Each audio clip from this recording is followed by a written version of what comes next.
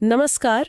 आज हम एक ऐसे शख्स की कहानी के कुछ पहलुओं पर बात कर रहे हैं जिनका नाम भारत में अक्सर बहुत चर्चा में रहा है, विजय माल्या जी। काफी सालों की खामोशी के बाद उन्होंने हाल ही में एक लंबा इंटरव्यू दिया है, अपनी बात रखी है। हाँ, काफी विस्तृत इंटरव्यू था वो। हमारे पास उसी इंटरव्यू के कुछ कह सकते हैं मुख्य अंश है। इसमें माल्या ने किंगफिशर एयरलाइंस के बनने से लेकर बंद होने तक, फिर बैंकों का कर्ज, भारत छोड़ना और जो भी आरोप उन पर लगे उन सब पर अपना पक्ष रखा है। तो चलिए देखते हैं, समझने की कोशिश करते हैं कि उन्होंने अपनी कहानी को कैसे पेश किया है इस इंटरव्यू में। बिल्कुल। सबसे पहले माल्या का ये दावा कि भारत में उन पर एक दुर्भावनापूर्ण मीडिया ट्रायल चला। हाँ, उनका ये एक बड़ा पॉइंट है। वो मानते हैं कि मीडिया ने एक नेगेटिव माहौल बना दिया उनके खिलाफ। और ये इंटरव्यू उनके लिए एक मौका था अपनी बात रखने का, ऐसा कुछ? जी, उनका कहना है कि भारत में क्या होता है कि जनमत मीडिया की खबरों से, खासकर सेंसेशनल खबरों से बहुत जल्दी बन जाता है। और उन्हें ऐसा लगा कि वो जनता के गुस्से का निशाना बन गए, जिसे वो कहते हैं lightning rod of public anger, मतलब बिना पूरी सच्चाई सामने आए। अच्छा, और देखिए इसमें दिलचस्प बात ये है कि ये मामला जितना ऊपर से दिखता है उससे कई ज्यादा गहरा है। बिल्कुल। एक तरफ तो मीडिया की वो पूरी कहानी है जो सालों से चल रही है, दूसरी तरफ अब माल्या के अपने तर्क हैं, उनका अपना बचाव है, और अब एक नया एंगल भी है इसमें। हाँ, वो वसूली वाला। मतलब काफी बड़ी रकम की वसूली हुई है, ये बात तो पब्लिक डोमेन में है, मानी भी गई है। फिर भी विवाद खत्म नहीं हो रहा। ऐसा लगता है जैसे अब लड़ाई पैसों से ज्यादा इस बात की है कि किसकी कहानी, किसका नैरेटिव सही माना जाए। हाँ, ये बात तो है। अच्छा, इंटरव्यू में माल्या इस बात पे काफी जोर देते हैं कि मीडिया ने उनकी एक खास छवि गढ़ी। वही रंगीन मिजाज वाली। हाँ, वो कहते हैं कि ये तो बस मेरा जिंदगी जीने का तरीका था, इसे गलत तरीके से पेश किया गया। और किंगफिशर एयरलाइंस, वो कहते हैं कि ये उनका एक सपना था। मतलब बेहतरीन हवाई सेवा देना, भारत के छोटे शहरों को कनेक्ट करना, ये उनका विजन था। कि किंगफिशर की जो मुश्किलें शुरू हुई उसके लिए वो बाहरी फैक्टर्स को दोष देते हैं, जैसे वो वैश्विक आर्थिक मंदी आई थी उस वक्त। हाँ, 2008 वाली। बिल्कुल। एविएशन फ्यूल की कीमतें बहुत बढ़ गई थीं और तब की जो सरकारी नीतियां थीं उनको वो जिम्मेदार ठहराते हैं। और वो जो एयर डेक्कन वाला मामला था उसे खरीदने का, अक्सर तो यही कहा जाता है कि वो शायद विदेश में जल्दी उड़ान भरने के लिए किया गया। हाँ, ये बात आती है, लेकिन माल्या का नजरिया इस पर अलग था।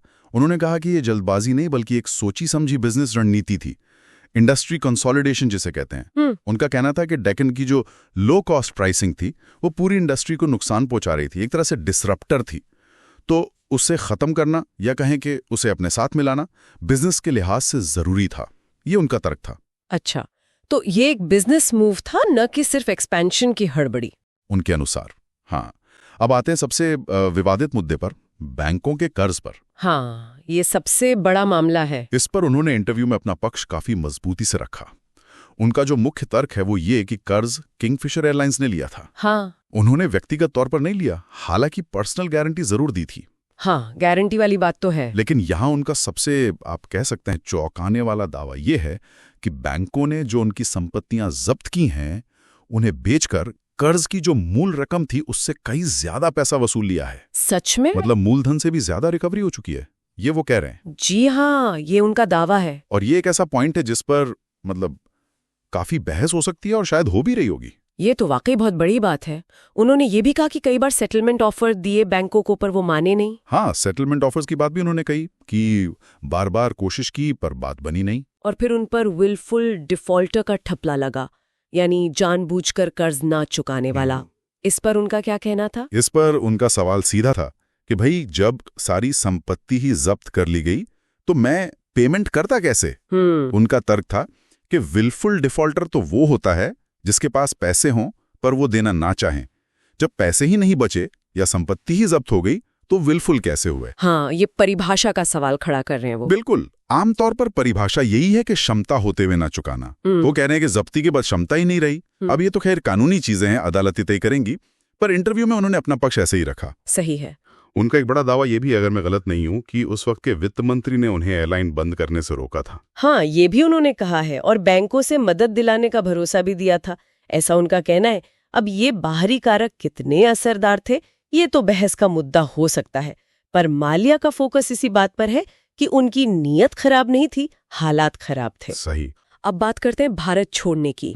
उन पर आरोप है कि वो भाग गए। हाँ, ये शब्द इस्तेमाल होता है। इस पर उन्होंने कहा कि वो भागे नहीं थे, वो जिनेवा जा रहे थे एक मीटिंग के लिए जो पहले से तय थी। जी। और जो गंभीर आरोप हैं, धोखाधड़ी, मनी लॉन्ड्रिंग, उनको उन्होंने सिरे से खारिज किया, कहा कि ये सब बेबुनियाद है। उनका तर्क क्या था? उनका कहना था कि जो भी पैसे का लेन देन हुआ वो एयरलाइन चलाने के सामान्य खर्चे थे, जैसे विमानों की लीज का पैसा देना, विदेशों में उनकी मेंटेनेंस करवाना वगैरह। अच्छा।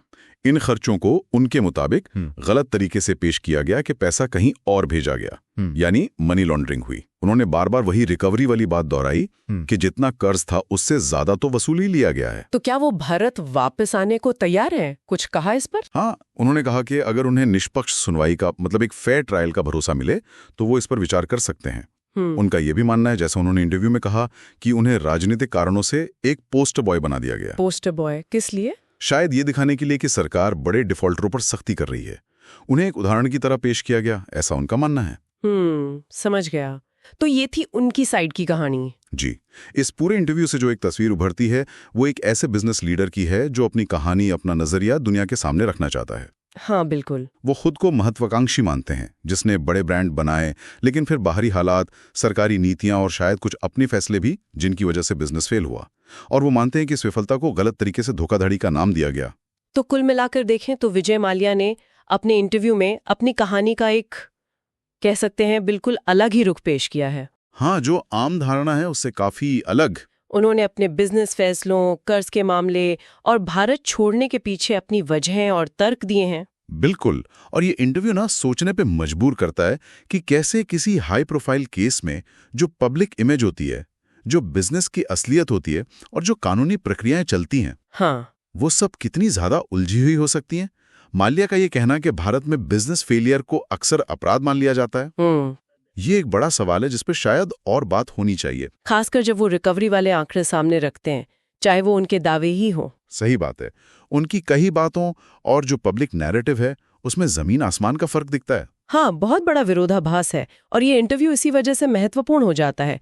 यह हमें याद दिलाता है कि हर कहानी के कई पहलू हो सकते हैं और सच शायद कहीं बीच में होता है। बिल्कुल। और ये हमें शायद इसी सोच के साथ छोड़ जाता है कि न्याय और सार्वजनिक धारणा के बीच की जो रेखा है वो कहाँ है और कितनी धुंधली हो सकती है। बहुत दिलचस्प सवाल है ये सोचने के लिए। चलिए आज की इस गहरी चर्चा को यहीं रोकते हैं। सुनने के लिए धन्यवाद।